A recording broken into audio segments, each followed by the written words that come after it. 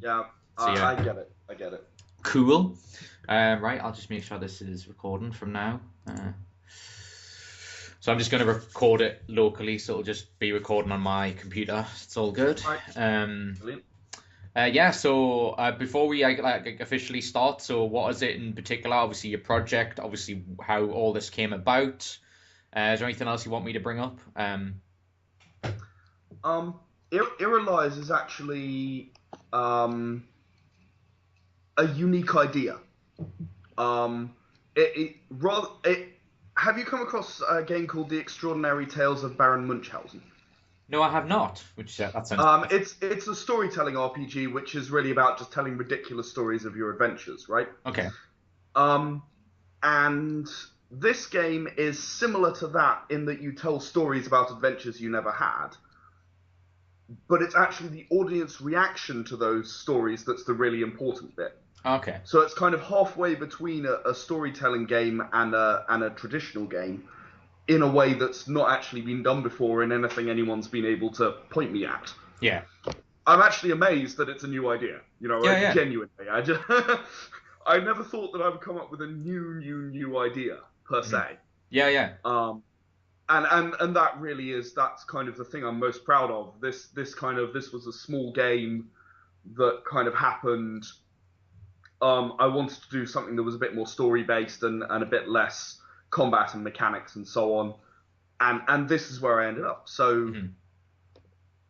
So yeah, so when did it? So when did like the official?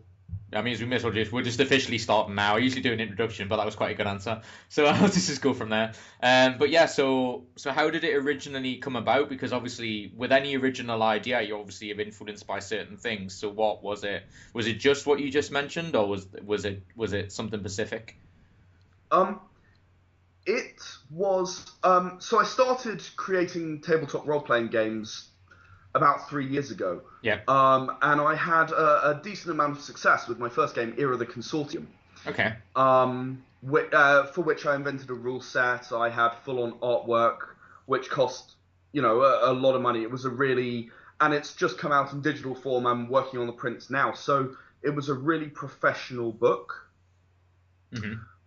And I kind of wanted to do a little more with the rule set. I felt there was more to it than just what was done in Consortium. And Era Lyres for me was the logical next step for using this rule set. Um, I sort of converted it to be a fantasy rule set. And then I started thinking about how I could make it support storytelling rather than supporting, primarily combat and making sure all that was balanced, Yeah. which was very, very good in Consortium. I'm very proud of the rule set. Okay. Uh, And really, Lyres grew out of just that desire to do the storytelling side of things being the primary focus. mhm.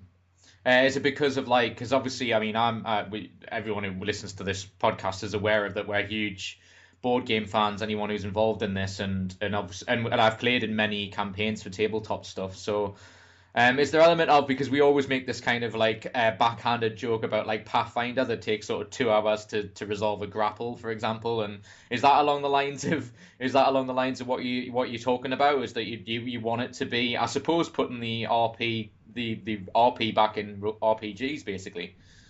Well, first of all, the 2 hours to resolve grapple in Pathfinder, the 40 pages of grapple rules joke in D&D, it's all the same thing. Yeah, And yeah. actually, this was one thing that I absolutely wanted to get right in Era of the Consortium, and I think I nailed it.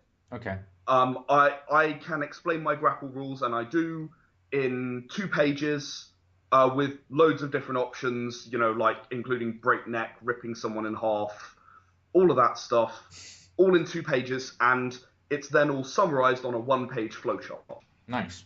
I am very happy with how my grapple rules turned out. I'm actually really proud of that because I make those exact same kind of jokes. Yeah. Um, this is an attempt to appeal to the people who like the more storytelling games, but not to lose rules, kind of the rules basis of it. Because Mm-hmm. to me, a storytelling game is great. You sit around, you tell a story, but there's nothing to hold you accountable. There's never any unexpected events because things don't go wrong. Yeah. Good Whereas point. in Era Lyres, say the wrong thing. I mean, during one of my alpha playtest sessions, I had this guy who kept saying that he was an elf, and we'd decided, for the sake of argument, that elves don't exist in this universe. So every time he said there was an elf, everybody went nuts. You know, like rolls and like, oh no, you can't say that. No, that guy's left. No, that guy's gonna punch you in the face. There's no such thing as elves. You're clearly lying. Okay. You know, it gives you the consequences if the players are, you know, I mean, because everyone's going to make a mistake when they're talking on the fly. Yeah. So it gives you the consequences back in the storytelling games, which is what I really like.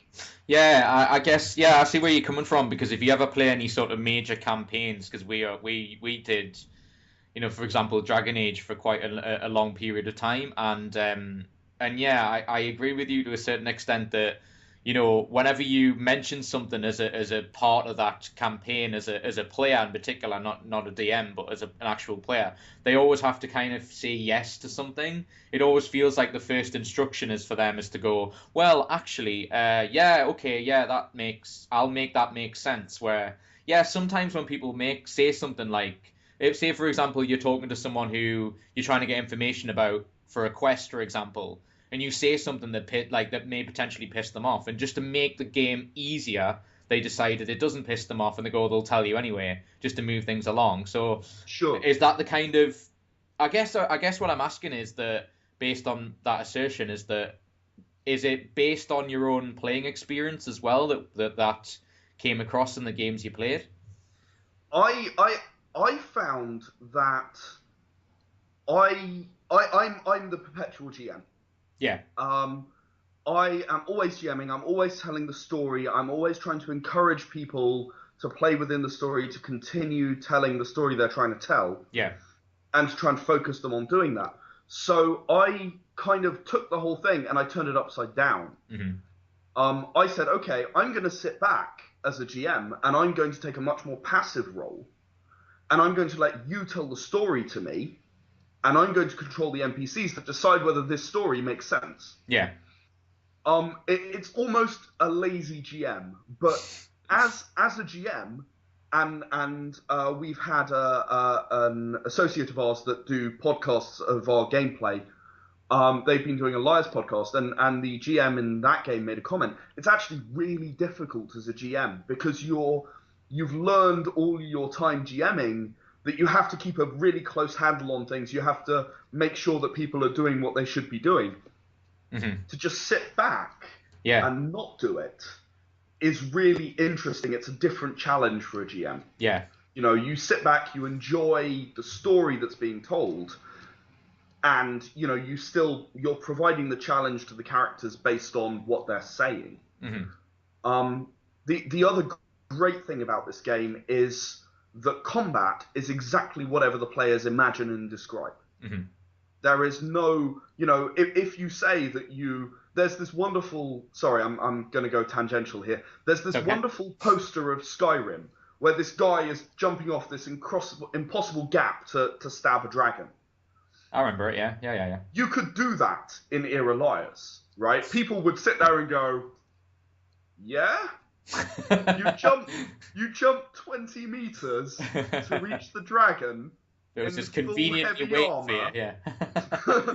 Yeah, but it's totally, you know, it's totally possible. It's totally plausible to describe this, and then the audience would react accordingly. Yeah. You know, and as a player, you have the opportunity then to go, yeah, no, I totally did. Here, I'll demonstrate. I'll jump off the top floor of this tavern and jump 5 meters along, and that'll obviously prove that I could have done this. Yeah. You know, and you have the opportunity to sort of do this stuff to demonstrate, yeah, actually, I could have done this. It's possible. Yeah, all you need to do is believe, or in this case, put up the rule set that allows you to do it, yeah. But yeah, no, it's really interesting. So I guess the sort of natural thing to ask you from this point is this, to kind of go back a little bit and talk about So based on us talking about your experiences of playing stuff and your experiences of making, Era Lyres, um, how did like your beginning into making games come about? Like, what encouraged you to do that? That's an interesting question actually, because I've been kind of creating universes and making games since I was about 7. Okay. Um, so a few years. Um, and I kind of found, gradually. I mean, in my mind back then, I was making computer games. Yeah. I didn't really know much about role-playing games, tabletop ones anyway, Hmm. at that point. Um, and I've been creating universes, just coming up with ideas for characters, inventing history for a long, long time. And what happened is I got bored of not playing RPGs after leaving university. Yep. Um, I decided to begin a group down in London, where I'd moved to, where I was working. So I got a few people, some people who worked with me, some other people, and so on. Got them all together in a room, and I thought, okay, well, I've got 7 players here. What am I going to do? Well, I played the sci-fi campaign when I was at Durham, and it went really, really well. It was an epic kind of campaign. I'll do that. And from there, it kind of grew into what became the consortium. Hmm. Um, pretty much all of the details changed during the course of the campaign, and the actual initial campaign ended up with people running around with a certain weapon that basically one-shot everything in sight. Because combat was taking too long, so they either one-shotted things or got one-shotted, and that was it. Okay. Um, but It's easy. when I finished that campaign, one of my players turned to me and said, "Hey, I'd really like to GM a game. I'd like to learn to GM." And me being the perpetual GM, I said, "Yeah, absolutely, brilliant. Yes, let's teach you how to GM." And he started asking all these questions about how to GM this game. Hmm. So I kind of pointed him to various other resources that the original rules were based on, and he kind of started asking more specific questions about how things were done, my tweaks away from the kind of source material. Yeah. So I ended up writing it down. Um, it was kind of a Word document just explaining how all this stuff works. Hmm. And then I showed it to a friend of mine who I used to play World of Warcraft with. We were just chatting and it came up and I showed it to him. And he went, "Hey, Ed, you know what? You really ought to publish this because it's really awesome. It's a great rule Nice. set and you're telling me a really good story as well. So publish it, damn it, do it." Do it. Do it now. So really, that's where the project started. Cool. I basically worked from there. It took me a long time to get things right. I managed to put together a brilliant team. My writers, my artists, they're all great. If any of them are watching this, you're brilliant. I've told you this many, many times. You're brilliant. Nice. Um, and How did you yeah, convince them to sorry. be part? Sorry, I just wanted to ask because it's often Mm, something that gets asked whenever we go to conventions. It's obviously with Kickstarter stuff, which obviously we're going to get to because you have a Kickstarter out at the moment. mm. But how it's often a question I hear about, I get asked about, like how do you convince people to become part of it? Is it due to just being friends and going, this is a great idea, or do you have to convince them? How did it work for you? Do you mean like as artists and writers, Yeah, or yeah. How did you get them on board in the first place? Like, how did that come about? I mostly actually found them on? In fact, I think the entire team that's currently working with me, I found them on DeviantArt. Okay. Um, and I've had paintings from a lot of people on DeviantArt, and I kind of try and pick and choose the personalities that want to do the work. They Yeah. aren't just doing it to begrudge it or get money or whatever. They want to do the work. They love being creative. They really want to create something that matters and to be part of something that's bigger than just that one piece of artwork they did. Hmm. Good answer. Um, Yeah. yeah, I think and that's and incredibly important. yeah, I mean, I got this team together, and there are people on this team who've worked across 3 games with me now. I've got Era Lyres on Kickstarter, but as I'm sure anyone who's ever developed a game will know, you write the game, you finish writing the game, you send it to the layout artist, and then the writers and the artists, we have nothing to do while we wait for the layout artist. Yeah. We QA the layout, but we may as well get started on the next game while we're waiting. So, Era Lyres is being laid out. I've got another game being worked on. I've got the mechanics sorted out and a broad outline of the story, and I'm kind of working through that right now. Okay, cool. So just as a brief outline, so what are the games you've worked on? Have they all been published as well? I published the games myself, so right. Yes, they have all been published. The games that I created are Era the Consortium and Era Lyres. Era the Consortium is a sci-fi tabletop role-playing game. It's got 500 years of playable history with a varying situation. So nice. There's exploration, there's colonization, there's wars, there's periods of peace, all kind of everything that you could want from a sci-fi game is available at some point in Consortium, and you can sit down and play hundreds of sessions from beginning to end through the 500 years. Nice. That sounds really, really fun. Is that where's that available? Is it available online? That's available on my website, shadesofvengeance.com. I've just finished the digital version. That's just come out. It went to Kickstarter backers the day before yesterday, and it went up on my store on my site yesterday. Right. Okay. This is the culmination of 3 years' work. So it's amazing to finally be sending this out to people. Nice.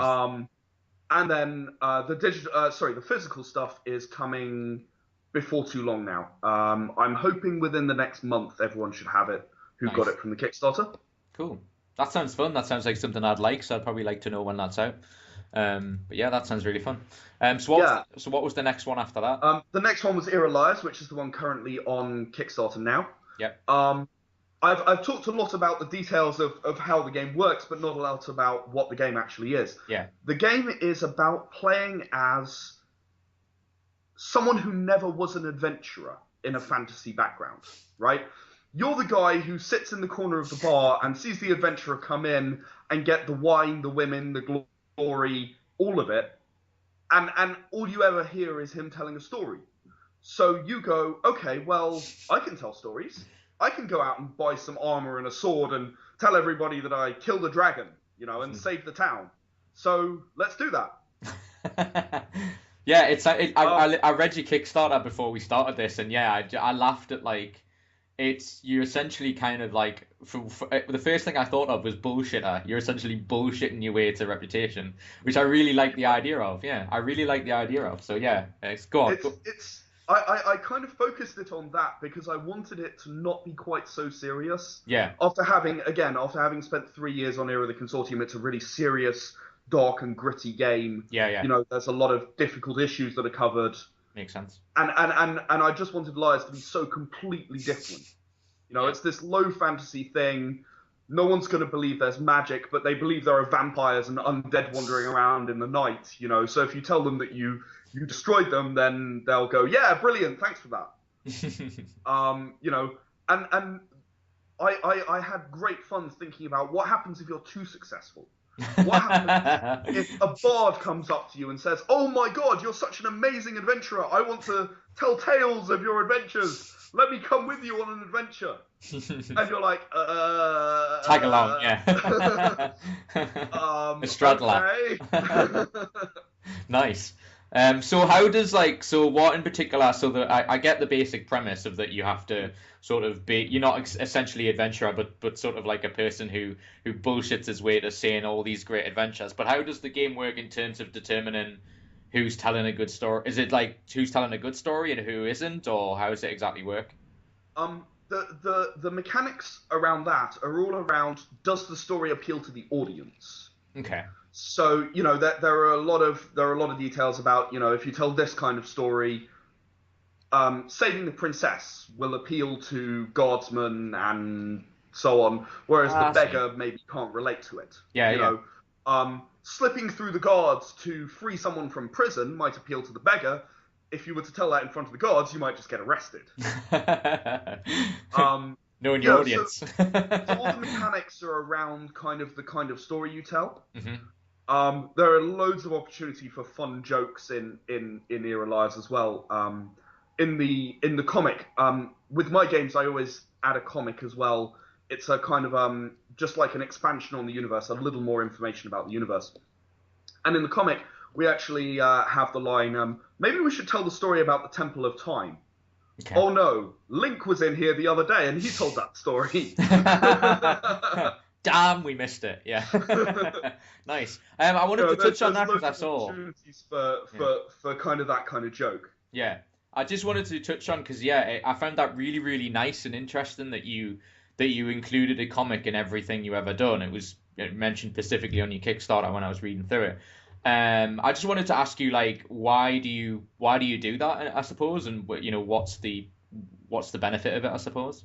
Yeah, there's nothing quite like a comic to instantly show someone the look and feel of a world. Totally agree. You open page one of the Consortium comic, you see a great big space battle, you see guys in a spaceship trying to avoid weapons fire and falling over all over the place, and you instantly know what this universe is about. Mhm. You open the Lyres comic, you instantly see inside a tavern. These guys are trying to get money for their stories. There's an image of a guy sort of shaking a purse upside down. It's empty. You instantly know this is a medieval kind of setting. This is about telling stories by the time you've read 2 lines. There's nothing quite like that when someone's going, okay, what about this game is going to appeal to me? Hmm. You take one look at the comic, and you're going to know whether the game appeals to you or not. Yeah. On top of that, I Mhm. mean, it's a great storytelling tool because the story that I tell in the comic for Consortium is also told in written form within the book as one of the stories in the book. Yeah. And they're exactly the same dialogue, but you wouldn't even necessarily know they're the same story just from that because the narrative style is different. Yeah, I get what you mean. It brings a different dimension to the story. Hmm. I get what you mean. That's really good. Like, because this leads me to a question I often ask people who develop games, because we've had plenty on the podcast before. Because I always find it an interesting, differentiating between visual and mechanical stuff. Like, for example, because it's often like when people ask the question of what makes a successful game, and very often it's like you've got to have mechanics that are good. But I often say to people, when everyone goes on about mechanics being the most important part, it is if the person's picked up the game. But in order for the person to pick up the game, the visual has to be brilliant. Yes, Because it is. if you think about it from the point of view of, I always go imagine yourself in the scenario of being at a board game, a board game retailer. What do you buy? You buy on whatever it looks like. The Um, thing with the pretty picture. Yeah. Exactly, yeah, and in particular, like because so I make the argument of I actually think theme in particular, and and the visual for that theme is more important than anything to get your game interested. And then for people to think they've made a good purchase, it's down to mechanics. I mean, so from your perspective, how important do you see both kinds of that, and do you think it's imperative to have the visuals to be as best as it can be? Yes. I totally agree with you. See, the thing is that some years ago, when I was at university, Hmm. I did a dissertation about AI, and I looked into why AI in computer games is usually so atrocious. Yeah. And the answer is because AI doesn't sell the games. AI gets you good reviews after the fact. AI gets you player recommendations, but it doesn't sell the game. It's the artwork, it's the visuals that sell the game. Hmm. I think that's sad. I think mechanics are incredibly important, and if they're not done right, I don't want anyone who buys one of my games to think, "Oh God, I wish I hadn't spent that money." Hmm. So I give 100% to always to the mechanics, to the story, to make sure that the game is everything it can be. Hmm. And as soon as I've done that, I make sure that the artwork is stunning. Yeah. I am so proud of the artwork in Era of the Consortium, from the front cover right the way through. I have some amazing pieces of art. I do a lot of booths at comic conventions. I'm going to be at MCM London in May. Oh, cool. You should let me know where you are because we're going to that. So All right, yeah, brilliant. cool. Yeah, we'll be around. Um, and I had people at MCM in October walk past and kind of do a double take and just stand there for a minute staring at our artwork Hmm. because it's really really impressive. Yeah, I yeah, worked hard and I paid I paid a really good artist to do all of the artwork for my book, not just the front cover. I didn't want the front cover to be really amazing and then the rest of it to be awful. hmm. So people pick up the book based on the front cover and then flick through and oh well, that's a bit disappointing.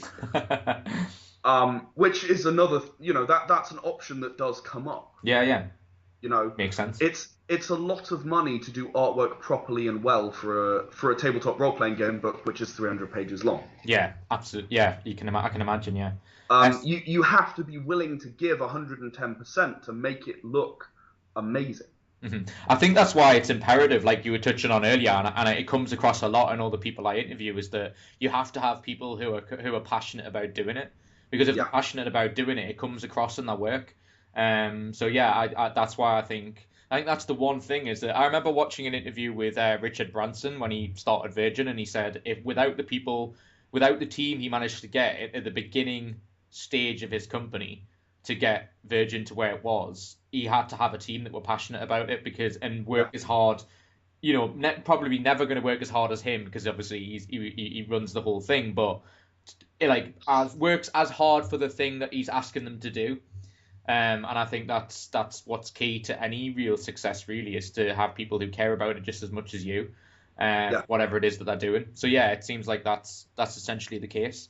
I mean, do you like the fact that there's a couple of questions that came to mind when you said that, but the first one is like, how kind of fun is it from your perspective to have people like that who you can employ who are actually like really passionate about what they do? I mean, how does it feel from your perspective knowing that you're adding them to your team?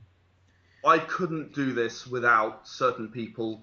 Jonathan Lewis, Sophia Michaelidou, Keith Draws.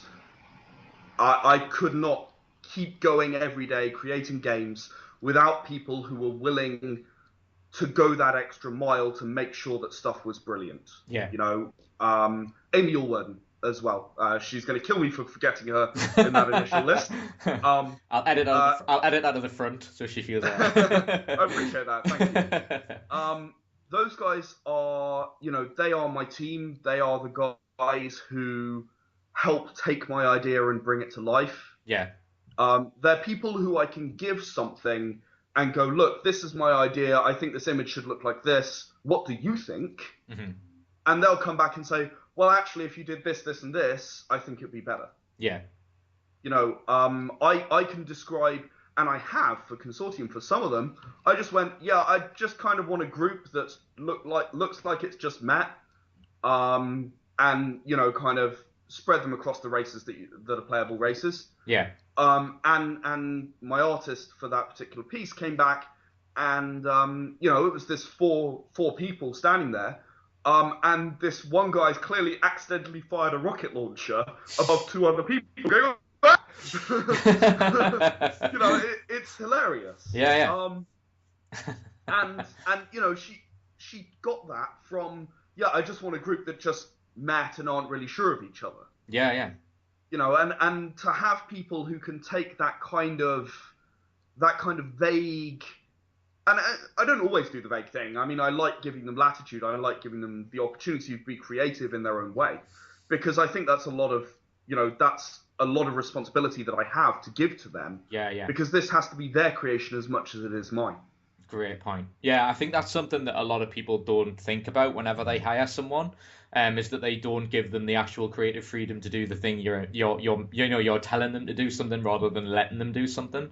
Yeah. And that's kind of a real discernible difference and quite detrimental to them, really. It discourages them from giving you their best work. So it's good that you have that. The other thing that I wanted to bring up in regards to, and I want to kind of touch a little bit more on, how you got to the point you're on now. But one of the things that I really, really want to ask you because it comes up all the time, is that how do you feel about, because Kickstarter obviously has become huge, and it's grown, exponentially since it's been around, basically. And you always get people, and it annoys me from this perspective of people who just start content and just expect it to do well. They don't put the work in outside of it. So, like, from your perspective, how do you feel about like people who just put stuff on Kickstarter and just expect it to take off? Because I imagine, I can tell by your Kickstarter that you've worked hard on it. That's obvious. From your Kickstarter. So how do you feel about the way Kickstarter is, that anyone can go on it compared to people who really try to make that project work? It's difficult. I have another dimension to this question. Cool. Because the other thing that I do, apart from make my own games, is I help other people create their games and create their vision. Nice. And one of the things that Shades of Vengeance does, I'm very proud of it. We help people get from, oh, I have this really good idea, to here's a book on the shelf. Yeah. We've been successful on 2 occasions so far. I've got 5 more games in the works, with other people who are, trying to work on their own games, as well as the stuff that I work on. Yeah. So I'm going to answer that question twice. Cool. Yeah. Go for it. For me, as the creator of the Shades of Vengeance games, era games, mm-hmm. I find it really frustrating sometimes. I do. Because I look at some games, they've become a Kickstarter staff pick, and therefore they've got tens of thousands of dollars. And it's clear that their game is nowhere near as good as mine. I mean, okay, I'm the creator, I'm biased, but it's still clear their game is nowhere near as good as mine, just from the Kickstarter. Mm-hmm.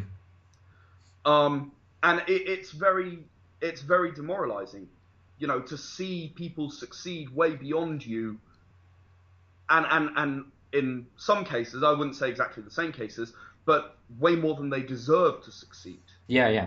And it's all because, I don't know, a famous person tweeted them, or they're a Kickstarter staff pick, or whatever. It comes down like a flash of lightning, and bang, you're a success. Mm-hmm.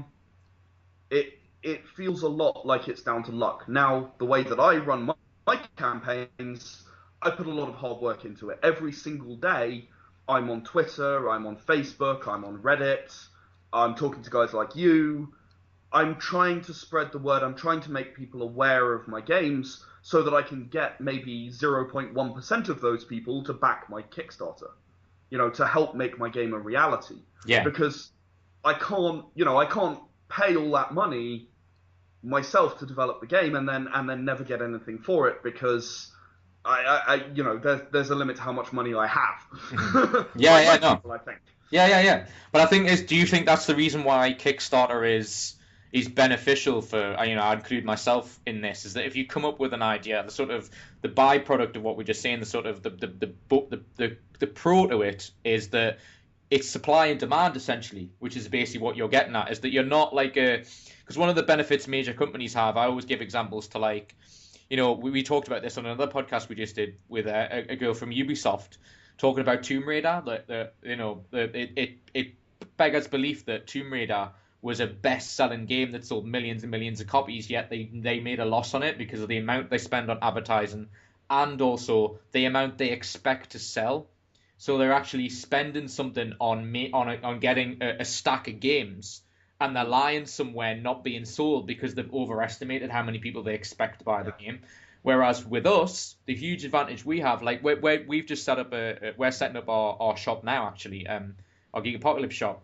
And, I'll freely admit, because I'm openly honest with everyone who listens to this, is that we are putting there's no money being exchanged. It's all based on post sales, which is the same which is one of the things I think is a huge benefit for stuff like board games. And I talk to board game designers all the time, like yourself, who the advantage is that you can go, right, 50 people want to buy this game. Okay, it'll cost this much to make. So I print 50. Yeah, so we'll print 50. Yeah, exactly, is the point I'm making. So, yeah. Like the fact it's got like that, because from my perspective, we're going to UK Games Expo and I talk to them all the time. People are around there all the time.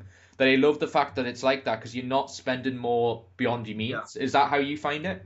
I fully agree, because if I didn't have that, I would probably not have been able to go ahead. Yeah. I mean, I don't even want to tell you how much of a loss I made on Era of the Consortium. Let's just say it's in 5 digits. It was massive, and only the fact it was spread over 3 years was the fact that I could manage it. Yeah. I am never going to make a profit on Era of the Consortium. I'm aware of this. Mm-hmm. But because of the way Kickstarter is, I can get money for the things that people want to have printed, print a few extra that I can take to MCM, and so on, and that's it. I then don't need to worry about, I've got to store 100 copies because I thought we'd sell 100 more than we did. How am I going to handle that? Yeah. Or 1,000 or 100,000.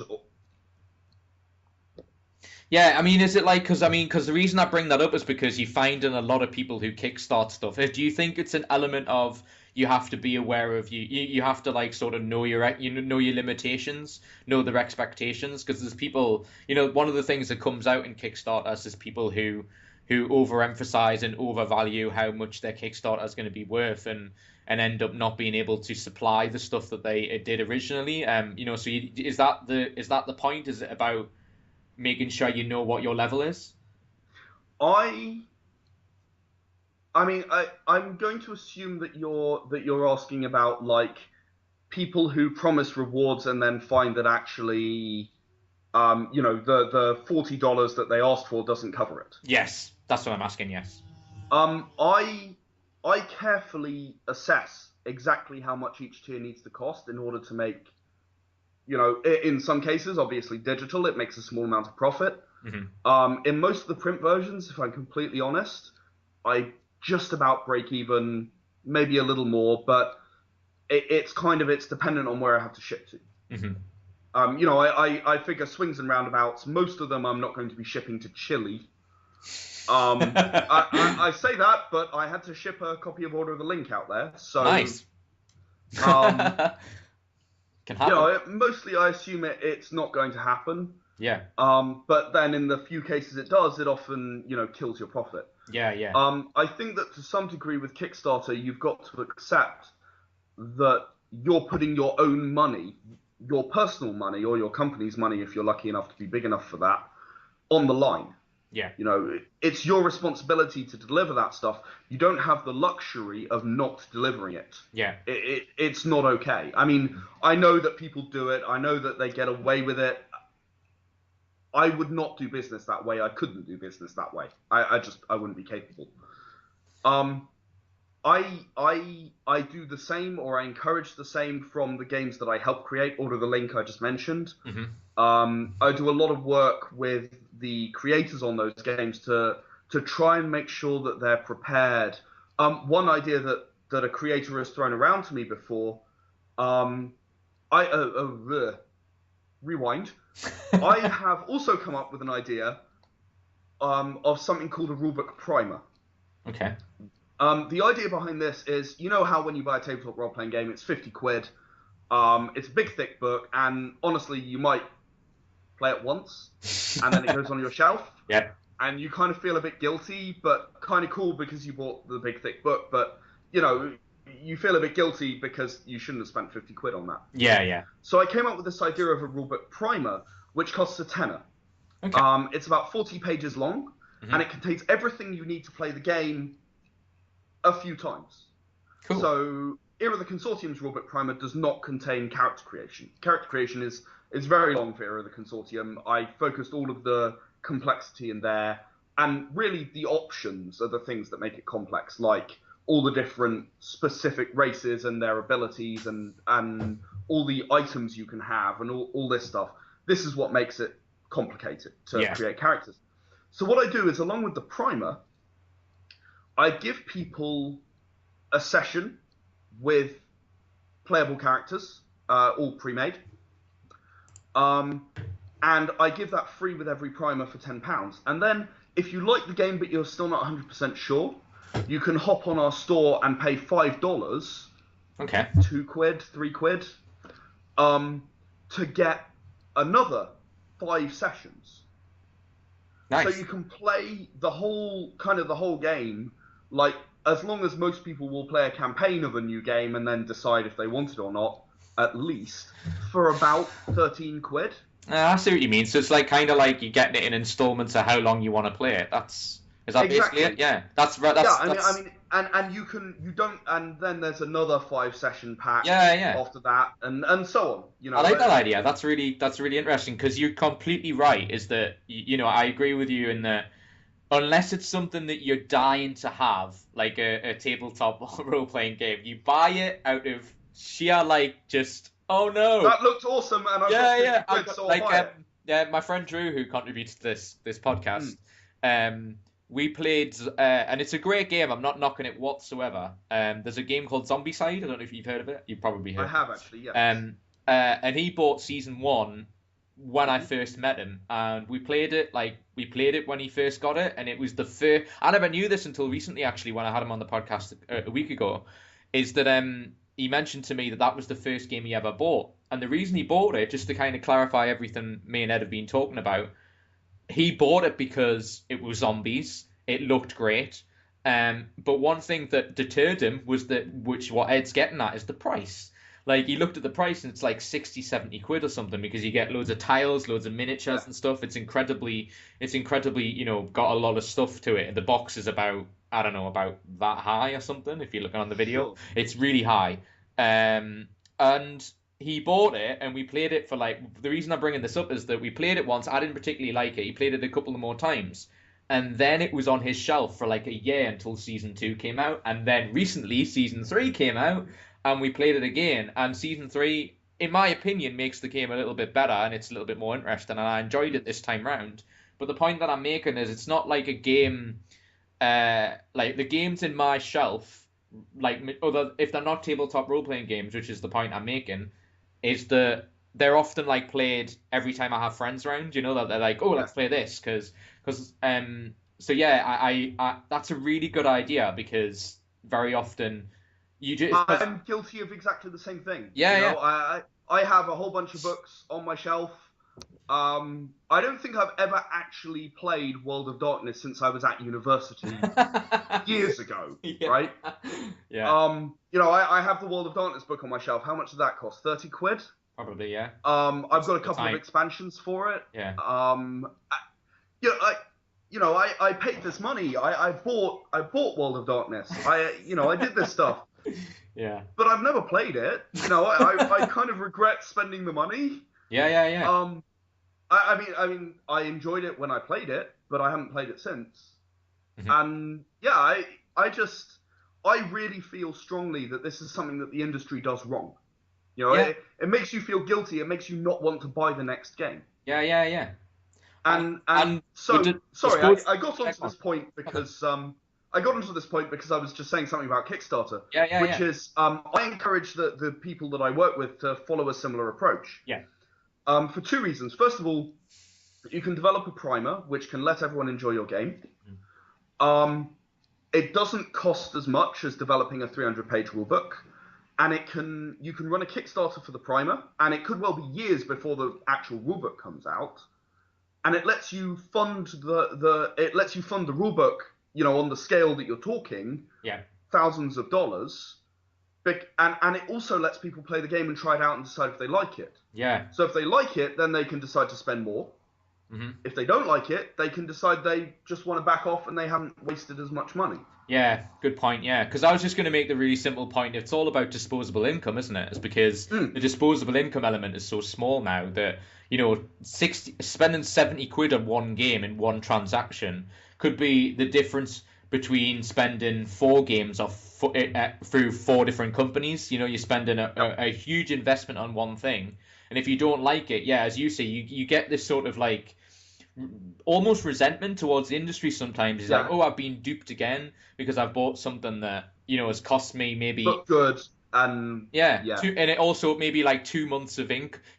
It's in some cases people I haven't got huge amount of disposable income to spend on board games. I do when I want to. But it's not something that, because I always have this idea of it is kind of a luxury to have it, as much as I'm a fan of it and I play it all the time. But yeah, if it's such a huge amount of money, and that, I guess the point I'm making is you get a sort of resentment of, well, I'll not buy something next month because what if that happens again?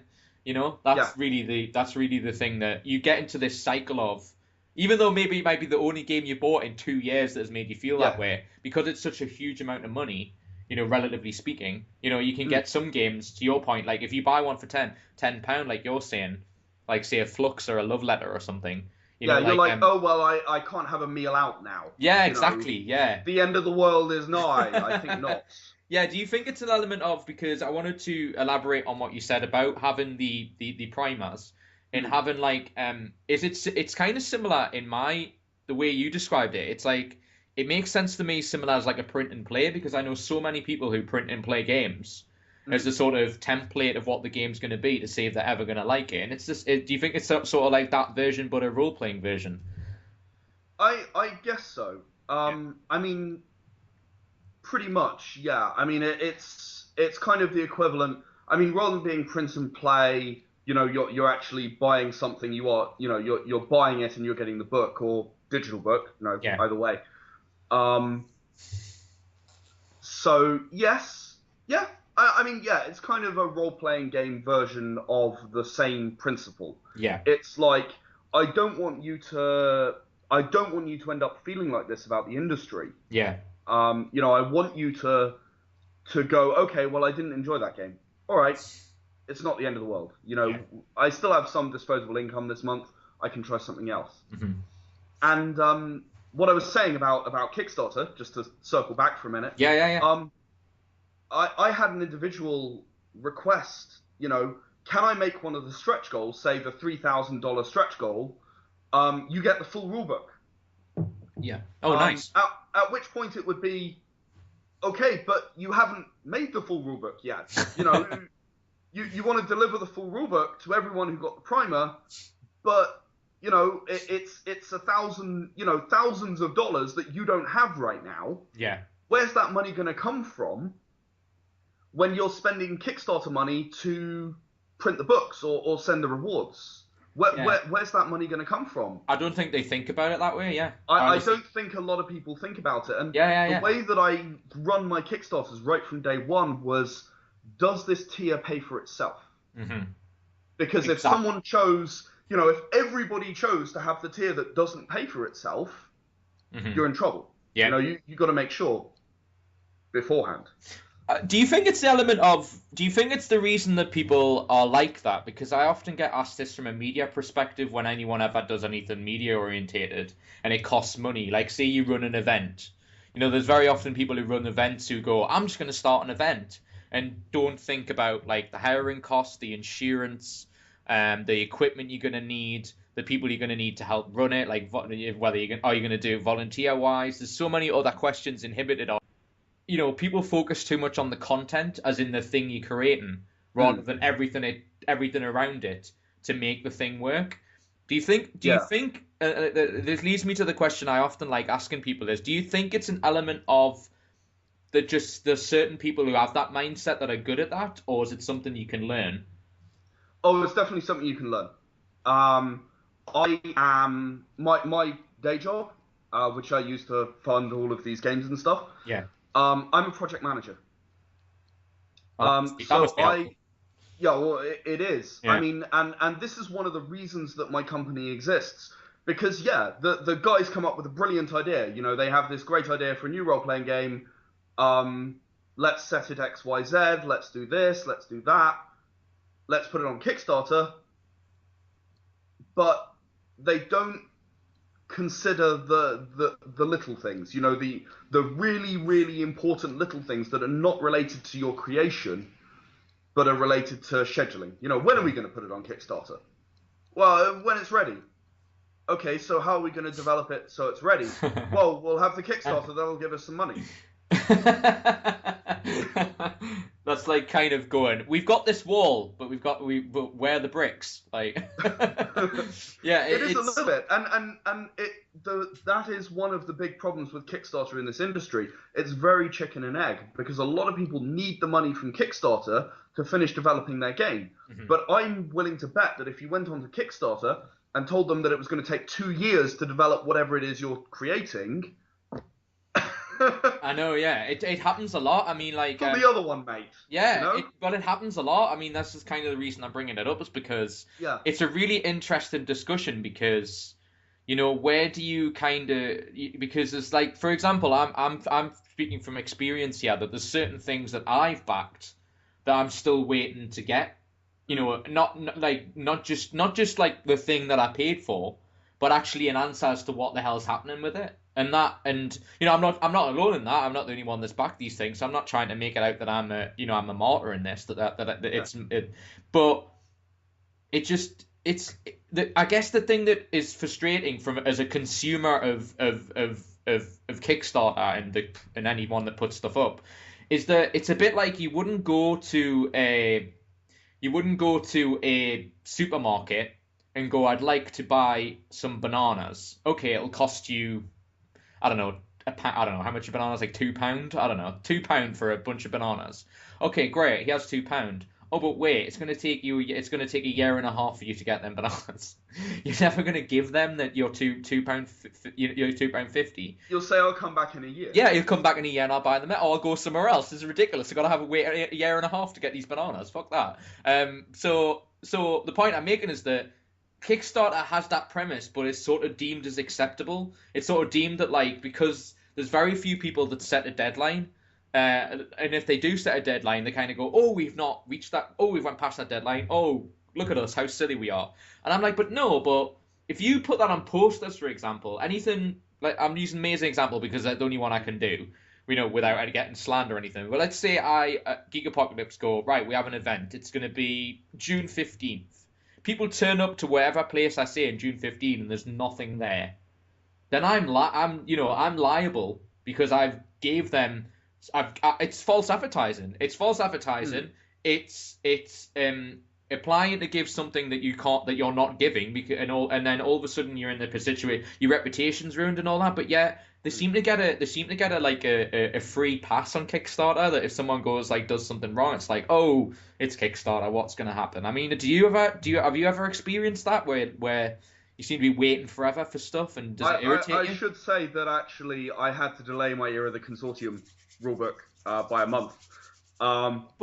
Okay, but why was that? My layout artist let me down. Yeah. I had to find a new one.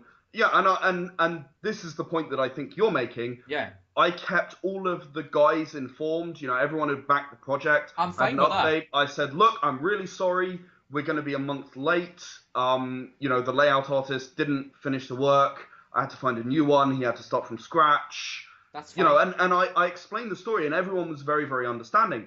What I can't understand, and I genuinely can't, and I think this is what you're talking about, is when people go, okay, we'll go away and we'll come back in 6 months. Don't worry about it. And then they vanish. Yeah. And 6 months later, nothing's happened. Mm-hmm. And 9 months later, nothing's happened. And the comments are going, okay, what's going on? And no answer. Mm-hmm. And somehow this is fine. Yeah. Again, the project manager part of me, I've always been taught to manage expectations. Mm-hmm. This is something that was drilled into me very hard. You have to tell people, look, I'm sorry, you're not going to get it on the day I promised. There's been a problem. Something's come up. And I can't do it for that time. So here's the new date. I'm very sorry. I'm going to apologize. There's nothing more I can do. Yeah, but that's absolutely fine because you're being, that's being responsible and respectful for the people that are giving money for your stuff. So I think that's the thing. I think that on Kickstarter, I think a lot of the people who raise projects forget that is 250 people out there who gave you money. Yeah. They gave you money saying, yes, I want your project to succeed. I think it's amazing. Show me it. Let me help you with my money, but you said you'll give me something for my money. Give it to me. Mm-hmm. It's a little like you give it, it's a little like, I think some people have the attitude of, and I've heard people who kind of go, I'm just going to kickstart this thing.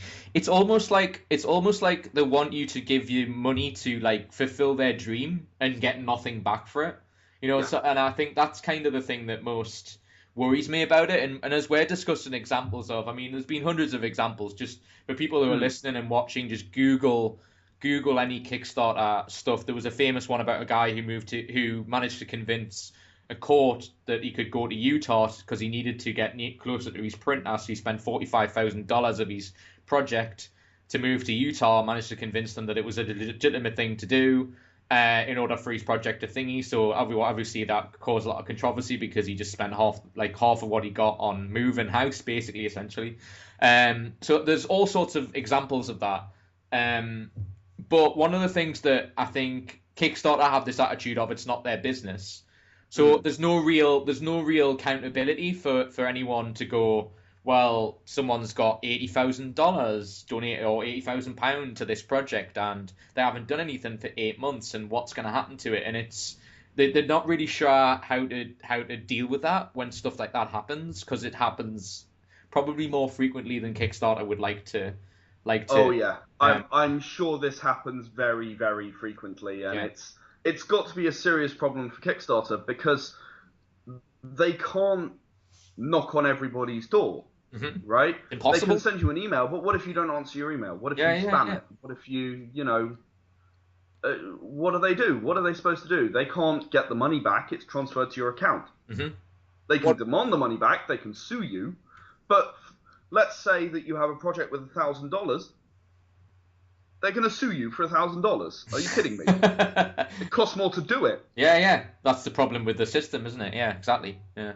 I mean, this is a problem that Kickstarter does have, and the other thing is that it makes the people like my company, like the guys I work with, who are honestly doing the right thing. Yeah. It reflects badly on all of us, despite the fact we've done nothing.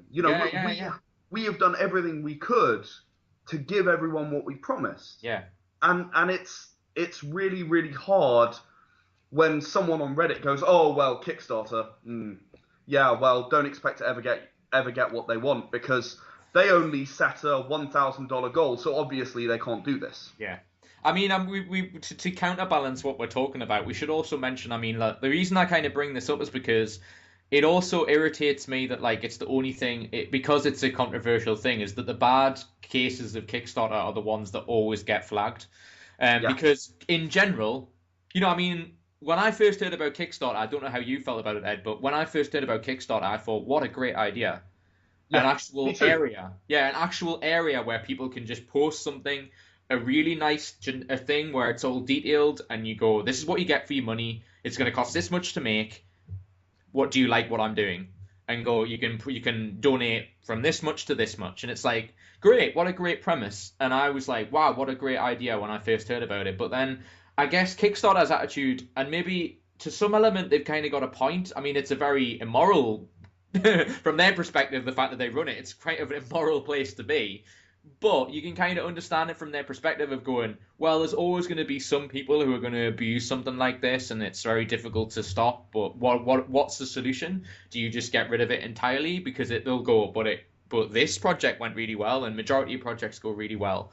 So I don't know how you can counterbalance that, because what are they going to do? Just get rid of it and make it go away? It's successful. Yeah, I mean, you're right. It's a very difficult situation for Kickstarter, and I do feel for them. Yeah. It's how do you separate the good people from the bad, basically? How do you separate the people who genuinely want to create something, who have something to bring, who bring Kickstarter the good name that they've earned? Yeah. Kickstarter have worked very, very hard to do their best to make this as safe as possible. Yeah. But how do you get rid of the people who are going to screw people over? You can't. You can't know until it happens. Yeah, exactly, yeah. When they do it, you can ban them, and then they just can open a new account. So... Yeah, because you touched on it, because you just made a really good point of, if they have an email account and have set everything up, and their plan from day one is to take people's money, then they would have had a fake way of doing it anyway. It wouldn't be the real person doing it at the time. Yep. So how the hell are you meant to to stop that, because because everyone has to have. I mean, we're going to have a world where we're just not going to think anyone's going to be legit anymore, because that's not the case. As I say, it's a small percentage of people. Yeah. But yeah, it's a tough one. I mean, but the only reason I kind of bring it up on the podcast when I talk about it is because what surprises me, and that's why I want to touch on why Kickstarter is a good thing from your perspective, and we'll talk about your project in more detail. But like, it's just whenever I go to conventions and it comes up, and I talk to people who have had successful Kickstarters, and you always get the counter argument of people going, "But Kickstarter, I'm not sure about that. I've heard some things about it," and I just wanted to hear it from people who actually use it consistently and go, what's its benefit? But there's surely, maybe if we talk more about the benefits more and say, but we are aware this exists, but we still choose to use it. Maybe is that the attitude we should have? I don't know. I think human beings in general are very, very negative. Like they remember the bad things. Yeah. Right? So a bad thing happens, you may never use Kickstarter again because you got screwed over. Yeah. That's the thing that sticks. It's like the game sitting on the shelf. Yeah. That we talked about earlier. Yeah. It's a very negative experience, and that's what sticks with you. You don't think, oh man, I bought 5 amazing games for 50 quid in 5 months, and it was brilliant. You don't remember that. You remember the crap one, right? Yeah. So yeah, I think that it's kind of an inevitability. All you can do. And this is another thing. It's very difficult being a first-time Kickstarter creator. Yeah. Or a first-time game creator. No one believes. When I was doing Era of the Consortium, the number of disparaging comments I got because, you can't do a book this complicated for this amount of money. No. You know what? I developed it before we started. Yeah. Yeah, I'm aware you can't do it for this amount of money. I just want people to have the opportunity to play this game I've created. I'm aware that I'm not making money. Yeah. I really want to touch on, because that's something again, we'll go back, we'll talk about your Kickstarter in a sec, but there's something I really, really wanted to talk about, because you touched on it, which is, I think, a key point. Because whenever anyone sort of says to me, because obviously I'm a huge board game fan, I play regularly we have a club up here which has over hundreds of members, and we play every couple of weeks, and I'm a huge fan of the industry and everything like that. But whenever someone comes to me and says to them, I've got this idea for a board game, I'm going to make this board game, they never, ever, ever, the first thing I always want them to say is to go, right, and I'm going to play test it with this amount of time. People do not understand how important play testing is in this. And so from your perspective, when people attacked you for that and you said, no, I've developed it and play tested this, I just want you to talk about, if you don't mind, like how imperative you play testing and trialing it was before you ever got to the point of Kickstarter. The era rule set. Let me try and get this making sense. Okay. The era rule set is a multiple D10 system. Okay. It's got some similarities to World of Darkness. Yep. However, as I said, the rule rules in World of Darkness are more than slightly painful. So just to take a microcosm, I diverged massively from a lot of places. Yeah. Right. That makes sense. Now,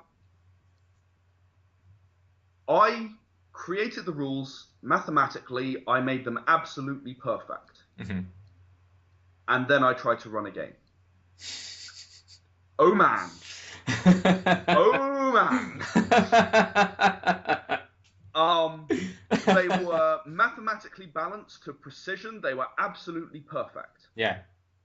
And totally broken. Because no one could play them in the way, the fact is that although statistically it's not true, for example, when in my game you have a dice, yeah. You roll 1 dice. If you get a 1, you have a fumble. If you get a 10, well, the threshold varies, but let's say it's a 10 success threshold. Okay. You roll 1 dice. You have exactly the same amount of succeeding as you do of failing and fumbling. Mm-hmm. Do you roll that dice? To do an action? Do you do Probably. that? Probably. Yeah. But the computer says, no, what the hell are you talking about? Of course you don't do that. Yeah. Right? And then you multiply that up to 8 dice. Yeah. Same problem. You still have the same chance of success and failure. Yeah. Well, fumble. Mm-hmm. Everybody human rolls that dice. The computer says don't. It's not worth it. Yeah. You analyze it statistically, it says no. Yeah. This is the value of a playtest, because humans don't do the sensible thing. You go in a role-playing game, oh, I'm going to persuade this guy that actually I'm the captain of this ship, so he should do what I say. Yeah.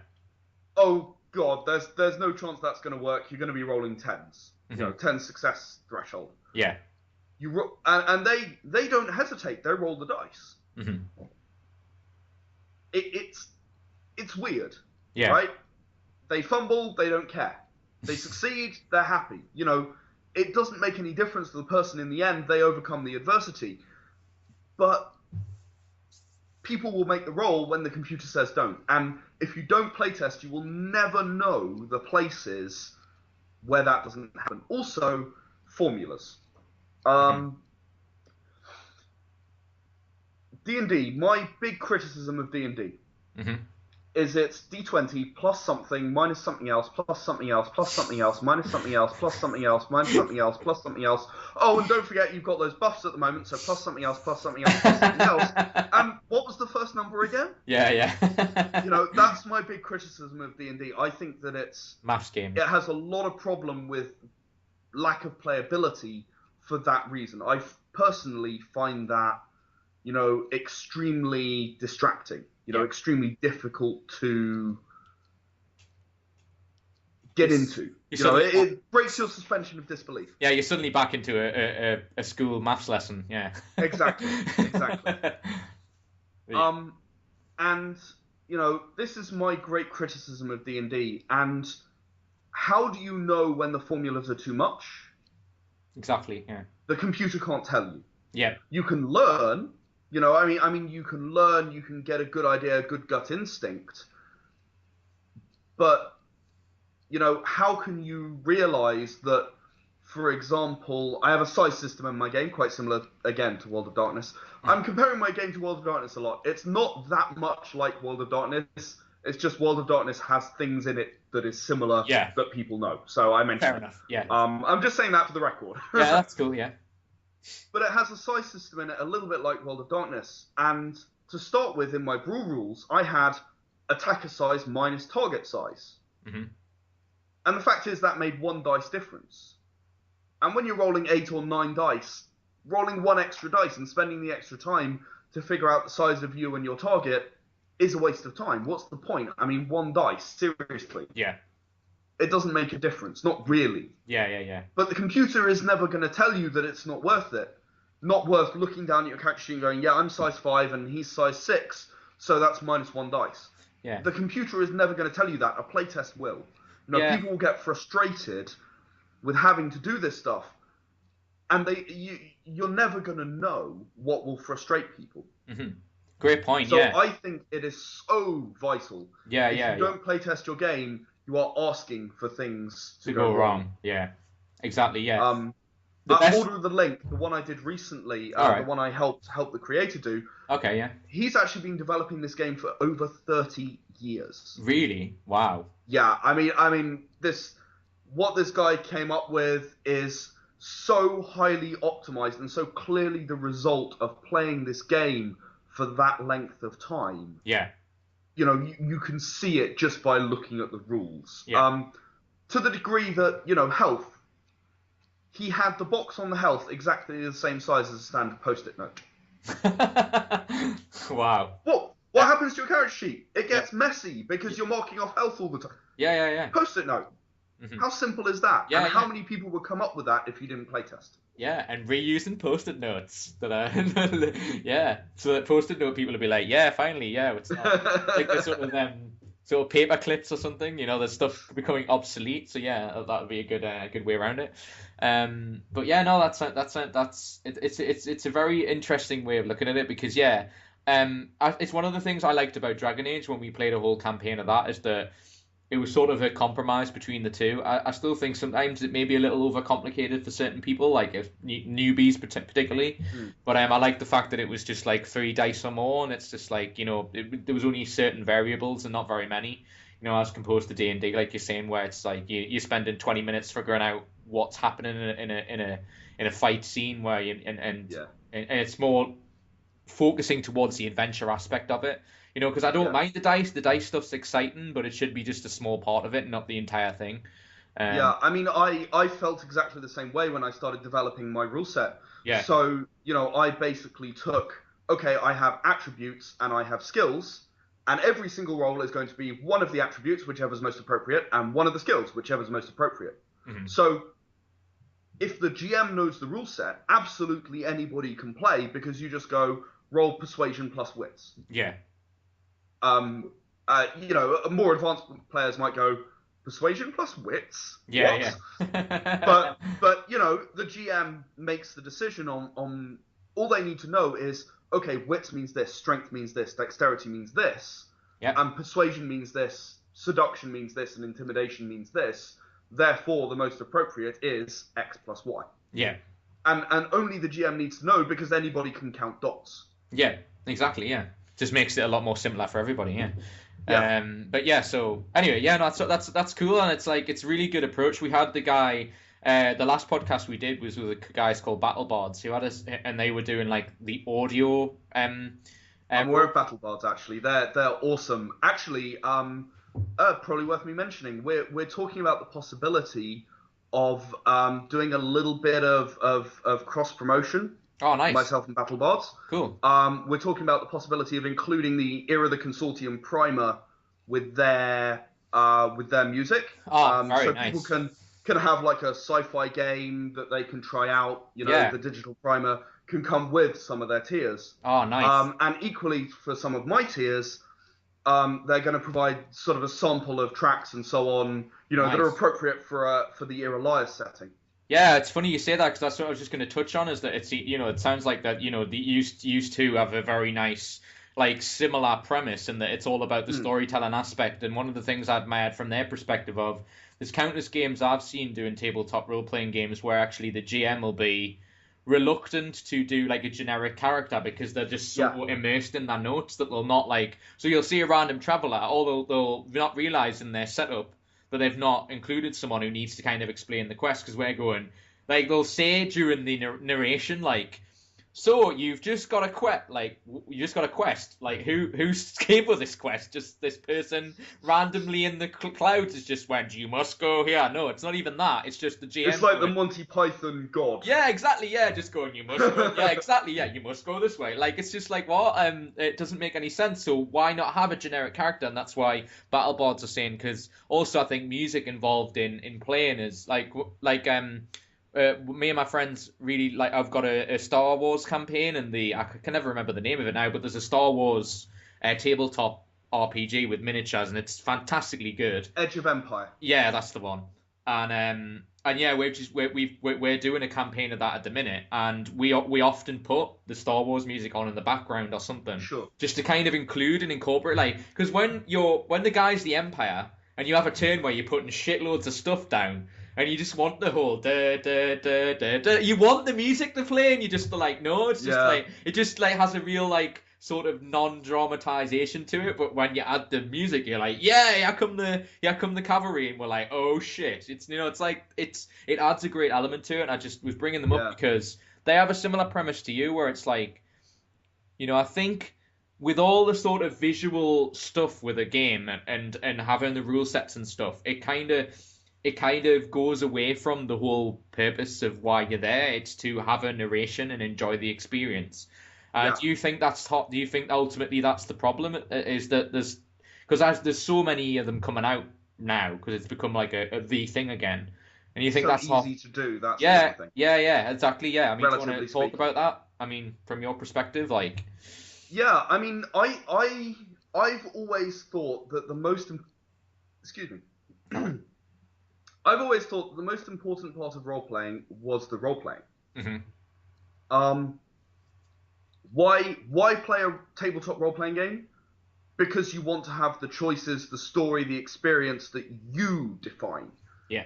Otherwise, you go play Mass Effect or Dragon Age or whatever to be told a story. You know, to be tied to a story, you have to do exactly this. Yeah.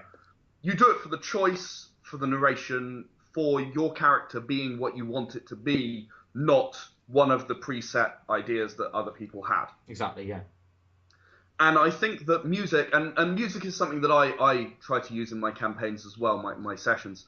I'm guilty of using Lyres Wars music incredibly frequently. I think that the planet music that they have for Lyres Wars is really good for mood setting. Yeah, yeah. You know, like I use the I've forgotten what the level's called because I haven't played Lyres Wars in years. But the underwater one. Okay, yeah.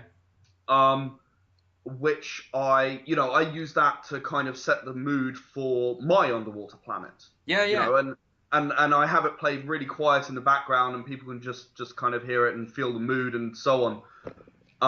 I love the opportunity to do this because it gives you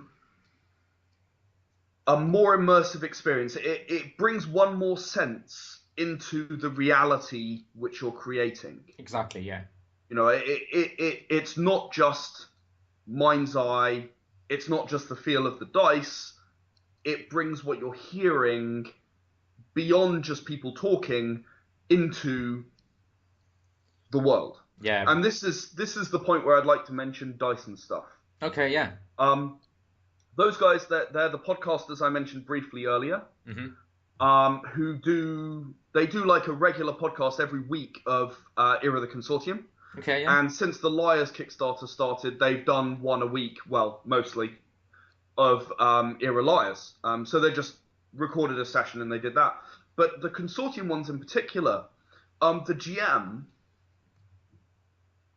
makes different voices for the NPCs. Yeah, yeah. So Zimians are one of the races in Consortium. Mm-hmm. They sound a certain way.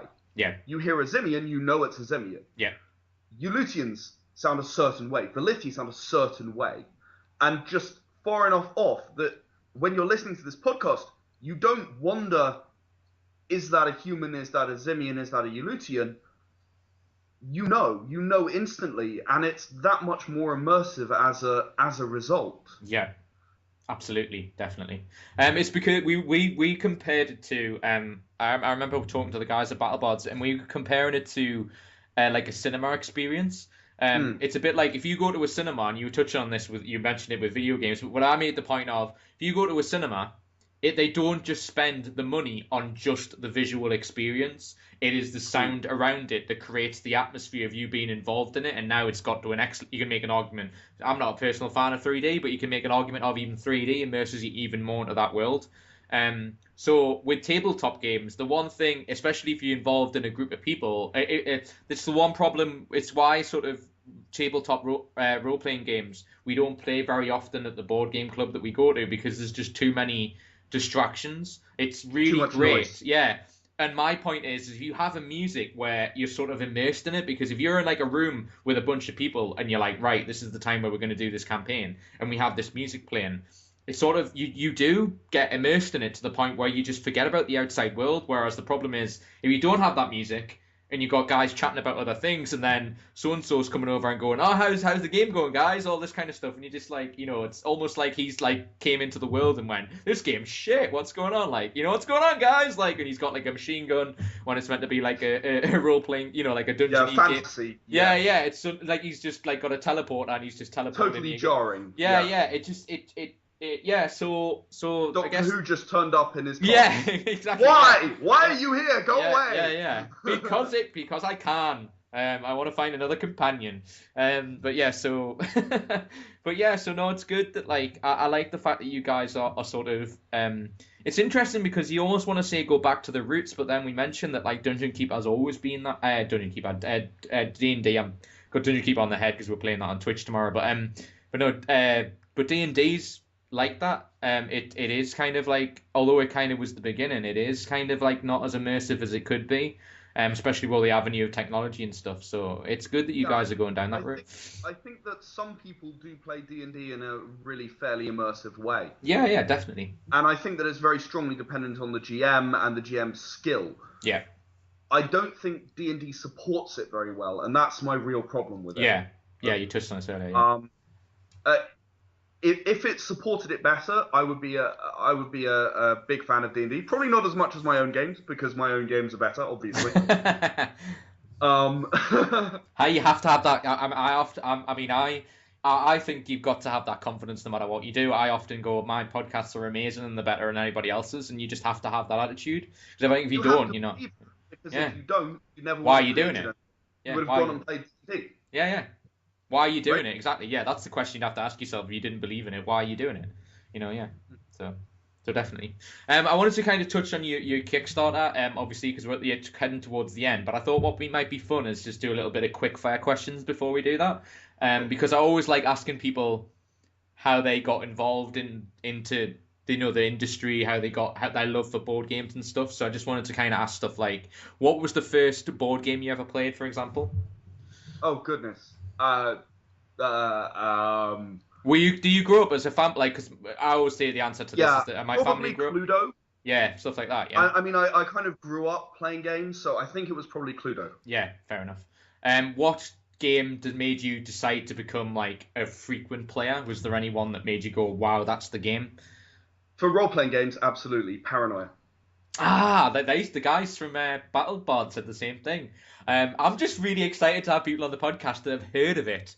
Like, I always constantly bring this up to people and go, Paranoia, what? I'm like, you haven't heard of Like, I start like getting in a rage. Like, I just want to go, oh, you've not heard of this Paranoia was the first role-playing game I ever played. Yep. It was the first role-playing game I ever GM'd. Oh, you were so lucky. Oh, I really was. Yeah. I press ganged into being a GM. I wasn't comfortable with it. I just kind of did it. Mm-hmm. And there is a special place in my heart for Paranoia. I've put some rules together in Era of the Consortium that let you play Consortium. There are sort of, towards the end of the story, there are two major factions, and I made it possible that you can play Consortium side, kind of like Paranoia, like all with your own secret quests and so on. So yeah, it holds a special affinity for. Couldn't agree more. I don't blame you at all. Like, is there a board game that is currently out that you would wished you would have been working on? I loved playing the one or two games I played of Descent. Ooh, yes. I really found that was, and the way we played it, because we were a role-playing group, we really got into the characters, right? Yeah. So, mission 1, we're at the tavern, we're getting drunk. Someone comes running in and says, "Oh no, orcs are stealing all the vegetables." So we're like, "What? No, go away. We're busy getting drunk." That sounds awesome. Yeah, that's a great game. I think I played that about a month ago or so, and that's something I really want to play again. Yeah, fucking fantastic. I had a great time playing that game. Yeah. I actually, we were playing with some work guys, and I moved jobs, so I kind of had to drop out of the group, unfortunately. Oh, that's a shame. Okay. But it was brilliant fun. I really enjoyed it. Cool. Are you a fan of tabletop? Do you watch tabletop on YouTube? I don't often, but I do occasionally. Yeah. Because the reason we bring that up is because that was quite imperative for me to remind myself of why I like them. Because I was just kind of like, because it seems really interesting, because I know you touched on this right at the beginning, I remember you bringing this up, is that you kind of said that you missed it after university and got you back into, and it's so bizarre, but the amount of people, like my friend Michael, who works for Steve Jackson Games, we've recorded a podcast with him, that's going to be coming out in a few weeks, and he had the same experience, that he played these stuff at university, and then he fell out of love with it because the people who he played with disappeared, or like maybe in your case he moved jobs or whatever. And tabletop just got me to remind me of like, oh, I really missed doing that. It wasn't just them celebrities playing, but it was just like, I miss doing that, and it got me to find a gaming group. So that's the reason I always ask people, is it like, have you ever had periods of time when you haven't played games, or? Or you just... Yeah, no, I mean, after I joined my job down in London after university, I mean, there were, I think, probably a year and a half when I didn't play any game. I mean, I played games on my PS3, but I kind of classed that differently. Yeah, yeah. Um, from your perspective, like, growing up to now, I mean, what would you say is how would you sort of say the industry's changed from when you sort of began to now being a part of it that you are now? I think it is much less play D&D or one of those random little indie games, Yeah, which really was how it was presented to me at university. And particularly we focused on play one of those random little indie games. yeah. I think it's a lot less. The big games are D&D, Pathfinder, World of Darkness, brain. I can't think of any other offhand. Shadowrun. Shadowrun, yeah. I was just you read my mind. I was just about to say that. Yeah, I mean, I was very much. It was very much presented to me as these are the games, that everybody plays, that everybody's heard of. Uh-huh. Yeah, that And makes sense. much more now, people play smaller games, and I think in many ways that's thanks to Kickstarter. Yeah. That's thanks to, kind of the opportunities provided by the internet. Things like Drive-Through RPG, stuff like that, where you can do this stuff, you can distribute it much more easily. Yeah. So yeah, as I said, we were going to talk about your Kickstarter that's going incredibly well. Currently I'm on it now and it's got 15 days to go, which is excellent. And congratulations on reaching your goal, by the way. That's really awesome. So I guess the next, I noticed, I was reading this earlier, that your next thing I'm assuming you're wanting to happen is to reach your stretch goal would be nice. So do you want to explain what's going to happen? I would love to reach a stretch goal. Yeah. I have managed to network quite impressively. Well, I think so. No, it sounds good. I managed to get hold of Travis Hill, who's actually a relatively well-known writer. And I got hold of him. I managed to drag him away from Elite Dangerous. Uh-huh. And he agreed that he would write some stories for Lyres. He loved the idea of the game. And he said, yep, no problem. I'd love to write some stories for you. Just, give me some vague premise and I'll work with that. Mm-hmm. So, that's the next stretch goal. Yep. Which is, I've handed him over the premise. He's working on it. It's brilliant. I'm hoping that I can add it into the book, but if I can't, then I can't. Mm-hmm. Then again, I have a history of kind of going, oh, well, we nearly made this stretch goal, so I'll do it anyway, because I like you guys. So, I would love to add it to the book. I would also love to make the stretch goal, don't get me wrong. Mm-hmm. The one after that, so I created Lyres, and I thought about it very hard. And Lyres is based in one city called Yarnulf, which is sort of a large city. So I sat down and I thought about it a bit, and I thought, you know what? I bet a map would be brilliant. Mm-hmm. But a map like the game Thief had. Oh, yeah. In that it has comments all over it, Mm-hmm. right? It's like, is this the way in? No, God's here? Question mark. Maybe through the well. This looks dangerous. Yeah, but take that to a much higher comedy degree. Yeah, yeah. So what I did is I sat down with Amy, my writer, and an artist called Stefan, Mm-hmm. who was on loan to us from Dragon Days. Okay. And we sat down, we made this map. And this map contains comments like, left my trousers around here somewhere. Mugged by a gang of street urchins. I lost my boot. Don't go here at night time. The guards like to beat us up. All these kind of comments. Don't tell this story here because this guy spoke to this guy, and now it's now they've heard it. So don't try and tell the story. Nice, yeah. And just kind of everything that a liar might want to remember. Yeah. In order to continue doing what he does. Mm-hmm. Then we came up with the idea of this wasn't one Lyres map. This was a Lyres map originally, and then it was handed to another one, Mm-hmm. who put his own notes on it. So there's kind of two layers of notes. There's the initial map and all the markings, and then this second guy's come along, and in a slightly darker coloured ink, he's kind of painted on all the brothels. You know, some of the new libraries made a few new notes. Crossed out Royal Palace and written imposters.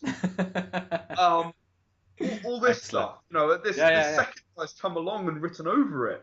And the result is this A3 poster, which looks amazing. Nice. It's just so kind of different. That sounds really fun. Really does. And this is what's coming out as the $3,000 stretch goal. Yeah. You know, this map will be distributed to everyone digitally. Mm-hmm. I've actually been thinking about, you know, in case we don't make the stretch goal, you know, how I can let people have this, because it's awesome. Yeah, that might be a way of doing it. Yeah. So I've been thinking about maybe sort of giving an add-on for $5 or something. Yeah, if we don't make the stretch goal, that sort of thing. Yeah, cool. But I mean, it looks like to me, I mean, you got a fair chance of at least meeting the 2001, but I mean, that's pretty good. But yeah, for those that are interested, those that are listening on the podcast, there'll be a description in the iTunes description. You can click on it, and also you can click on it on our website if you're listening through that means as well. No worries at all. But I just wanted to quickly ask you. I mean, you can be as in depth as you want, but I just wanted to ask, like, you know, obviously this is probably going to be this could be a half an hour answer, because I imagine it was difficult to figure out, but. Why have the target of 1,000? And why is that realistic? I did think carefully about this, and anyone who looks deeply into my Kickstarter history will see that my first Kickstarter was cancelled with a much higher goal. Yeah. I think that 1,000 is enough to prove that enough people want it. Yep. To make it worth printing. Mm-hmm. Definitely. But not so much that there's a large risk of it not happening if the word doesn't spread widely enough. Yeah. I know all of my games are really, really good fun. Yeah. I've only just had a comment today from one of the backers who says that he took the playtest packet and was going to record it on video. He had some video problems, but they had a brilliant time. They loved the game. Yeah. I know my games are very, very good. I know they're good fun. I know that anyone who sits down and actually plays them really, really enjoys them. Yeah. So I know that my games can stand on their own. What I want is enough money to print, to have copies out there in the world, to have a little bit of extra profit so I can print some extras and take them to conventions. Yep. And to show people, you know, yes, this had a goal that was not ridiculous, and it got funded. Yeah. I've had a lot of criticism that my goals are too low. Mm-hmm. Consortium in particular, I was told, look, there's no way you're doing this for this goal or this stretch goal or whatever. I've delivered. You know, I'm a month behind, but that's nothing to do with money. Yeah. Right? I've delivered this stuff. I'm going to continue to deliver. I've got one stretch goal left to do, and I've got the physical rewards to ship. So what was the problem with the first one? Did people just think you weren't going to get the quality for what you're asking? Is that what it was? People basically took one look at it, said, 300-page rulebook for $1,000. Come off it, it's impossible. Yeah. My answer was, yes, that's totally impossible. It's $1,000 because I already made the book. You know, the book already exists, it just needs laying out. Yeah. You know, I'm paying for this. I'm then trying to sell it to you for this amount. Yeah. That makes sense. Yeah. So it's just a simple case of that's just a misconception then. Yeah, so that's easily rectifiable. Everyone assumes that an RPG has to be $30,000, otherwise you're not making it. Yeah. You know, otherwise you're not really going to make it. You're just going to screw them over and steal the $1,000 that got pledged.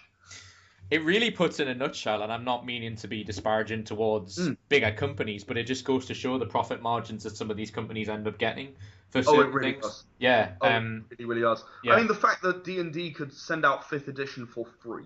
Yeah. Because they knew they would make that much money on the expansions, on the extras. Exactly. It's Yeah. terrifying. Well, you know, we touched on this on several podcasts about it's the same with like MMORPGs. You know, they've apart from World of Warcraft that has its. I know you touched on it. You said you were a player of it. I was. Apart from people, you know, I was the same in the same boat. And apart from them, people who subscribe monthly to them to that game, all the rest of the ones that are trying to compete with them have come up with a free to play model where they encourage that they give you the content, but all the stuff you need to be kind of good at it or kind of get better at it, you've got to pay for. Or you got to Yeah. pay for the cosmetics like Guild Wars started, which now Star Trek Online does, and various other things. So the point you're making is that they just get you immersed in it to the point of where you go, oh, but I want to make my character look like this. Oh, it costs this amount. And I fall into the same trap because And 50p doesn't sound like so much at the yeah, time. yeah, it really doesn't. But imagine if you've got an audience of, say, 5 million people who are spending 50 pence a time on one item, and there's thousands of items in one space. Imagine how much that is. Like, you know, and then that puts into perspective of comparing that to having 1 million people who spend maybe £3 a month or whatever it is. Now it's probably a lot now. I think it's like it's nearly a tenner, isn't it, or something? I don't know. That's last It time I was checked. it was over a tenner when I was doing it. Was So it? yeah. It's been such a long time since I played it, so yeah. But Well, I haven't played in 3 or 4 years, but yeah, it was over a tenner when I was yeah, subscribed. yeah, exactly, yeah. So, but imagine if, say, as you're pointing out, imagine if you spent 50 pence one day. Imagine you're averaging 50 pence a day, thinking that's nothing. But 50 pence a Mm, day times 30 days in a month, and that's suddenly more than you would get for a subscription, and yep. you're getting more than 1 million people doing that a day. Yeah. So it's such a great way of making people think that they're contributing in a small way, but actually contributing in a massive way because everybody's doing it. So yeah, it's a very interesting way, and it's good to compare the two from yourself to others who use Kickstarter. But yeah, anyway, yeah. So as I said to people, thank you so much for coming on, Ed. It's been a real pleasure. Good luck with And everything. thank you for having me. No problem. I look forward to seeing you. So you got a stall in London? It's worth mentioning because we'll be doing something.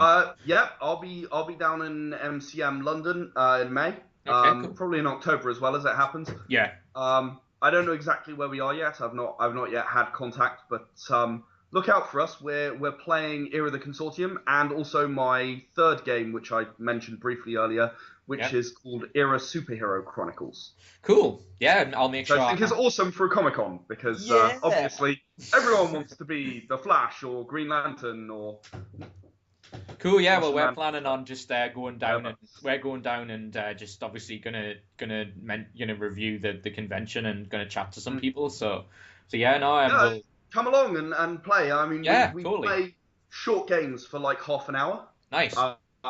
maybe 40 minutes. Hmm. That we have sessions that we set up and we practice how to run them to make sure they're that length of time, Cool. so that people can come and sit down and play, and then go and enjoy the convention rather than have to spend 4 hours playing or whatever. Cool.